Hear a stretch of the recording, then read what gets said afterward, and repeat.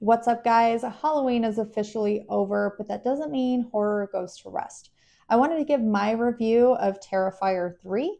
It's been out for almost a month now, but it's still the newest, hottest horror Christmas mashup of the year. So, first, I'm going to go over my spoiler free review, and then I'm going to go into more details with scenes. So, once I get to that part, I will let you know. So, if you haven't seen the film, you can just stop it right there. But overall, I absolutely loved this film. I mean, it's everything that you want and need out of Art the Clown and who he is.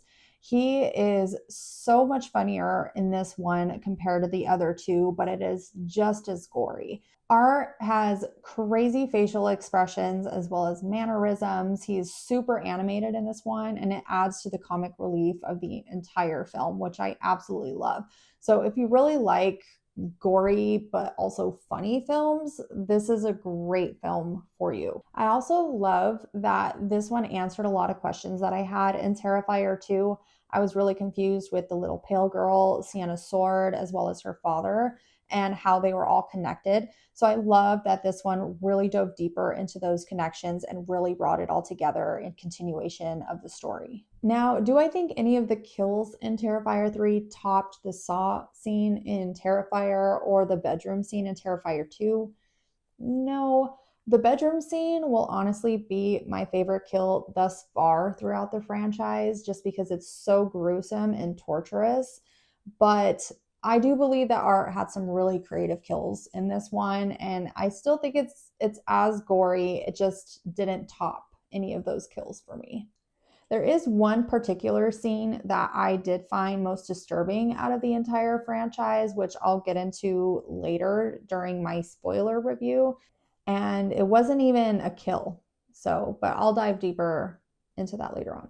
Overall, again, I think it was such a fun holiday horror mashup movie. And if you love blood and gore, as well as a little bit of comedy in there, I really think that you would thoroughly enjoy this movie if you haven't seen it yet.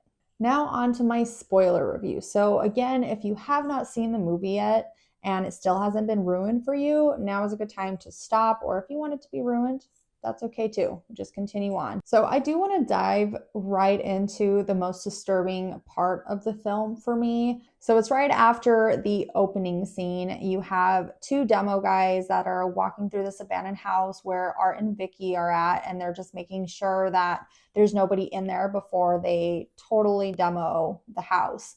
And of course, they come back alive after being dormant for 5 years. And Art is killing Dennis. He's one of the demo guys. And Vicky is just in the background. She has this huge glass shard in her hand, and she's watching Art kill Dennis. And she's literally getting off of it. And she takes that glass shard and she is, I don't know how else to say it other than please herself. She's making a bloody mess all over the floor, and it's not even like red blood. It's like this weird black, like mushy stuff coming out. She's just shredding herself with this glass shard. My jaw literally dropped watching this scene. I was so disgusted and horrified. Like, I didn't even know what else to think. It was quickly relieved by Art because he gets done killing Dennis and he turns around and he notices what she's done, and he's doing this shame motion at her, and I died laughing. So I went from immediately just speechless to laughing. So it was such a sharp shift, but it worked so well in the most disturbing way. So moving on, there are a lot of religious themes in this movie, which I was not really expecting. It is a Christmas film, but it goes so much deeper than that. You have Sienna, she's wearing a thorned crown, her poor uncle who's crucified on the wall, and Art being supposedly the Antichrist. And then you also follow Gabby, Sienna's cousin, who literally falls into a portal of hell. Apparently, in the second one, there are more subtle hints of religion that I didn't initially catch until after watching Terrifier 3. I mean, Sienna's costume that her dad envisioned for her, my first impression of that was like a reimagined archangel, or the fact that Vicky was giving birth to Art's head at the end.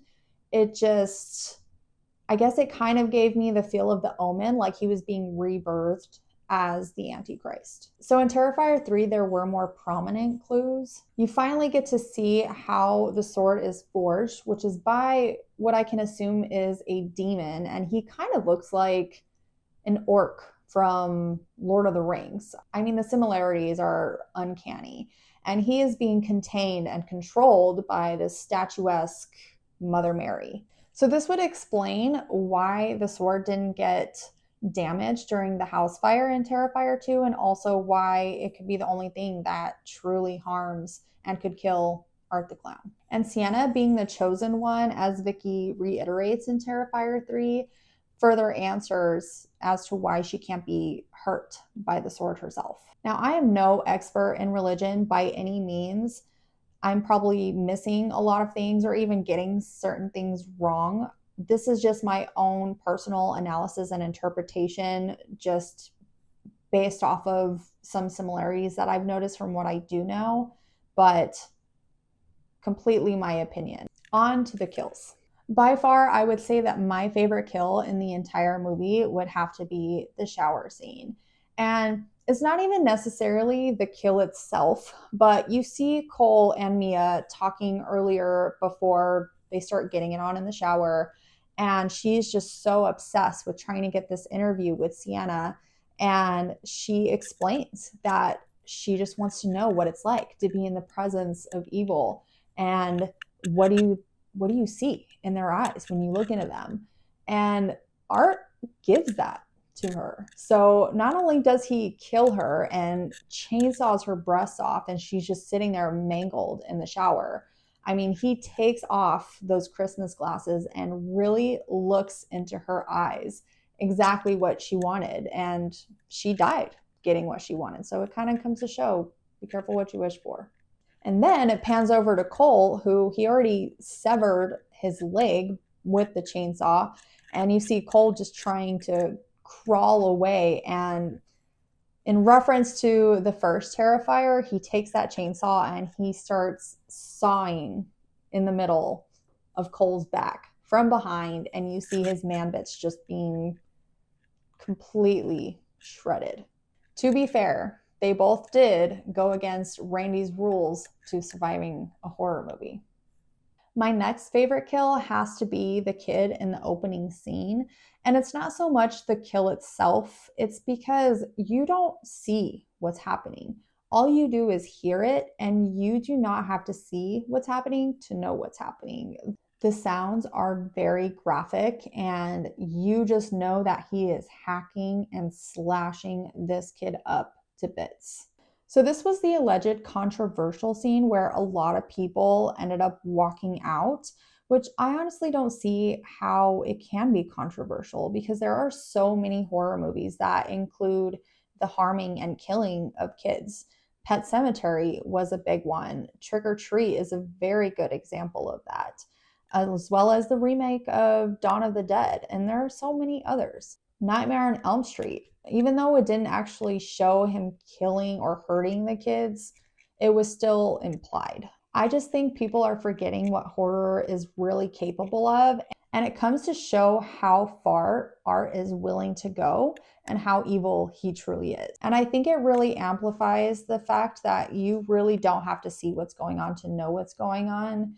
Again, the sounds really did have such a strong effect on that scene. Then there's poor Uncle Greg and Aunt Jess.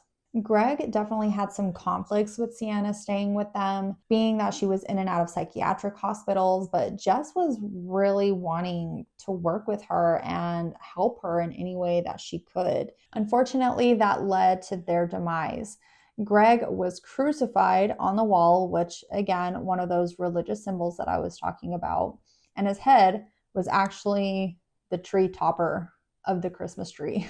Jess was then killed by an old torture technique, I believe, with a little bit of a twist. Art ended up shoving this big glass tube into her mouth, And then him and Vicky put these live rats into the tube, forced them down her throat, and then ultimately slit her throat open for them to just slip out. So that was how poor Aunt Jess died. So definitely more gruesome. I think this was definitely one of his more creative kills throughout the movie. And I just felt really bad for Sienna because she was sitting there having to watch the entire thing. Greg was already dead by the time she woke up, but she had to witness Jess being force fed these rats and dying. Of course, none of these kills compared to the saddest kill that we never even saw, and that was of Jonathan. I kind of had a feeling something was going to happen because Greg was on his way to go get him because Sienna was freaking out, and he got a call from Jonathan, and it was this monotone voice of his telling him to come inside. It was definitely in remembrance to Terrifier 2 when the little pale girl and Art kidnapped Jonathan and the girl was calling Sienna and luring her using Jonathan's voice through the phone. So I kind of assumed that the same tactic was being used in this situation. So I assumed something had happened to Jonathan, but I was in such denial that he could die. And they had this flesh-covered skull, which originally they wanted us to believe it was Gabby's skull, Sienna's cousin, but they later revealed that it wasn't Gabby, it was Jonathan, and they placed his glasses onto the skull. For some reason, this did not hit me as hard because, again, I think I was in such denial because I loved Jonathan's character so much, but again, I kind of saw it coming. It's kind of hard not to believe with all of the kills leading up to this point. And I think something had to have happened to him this time around because the first time they had kidnapped him and of course they got away.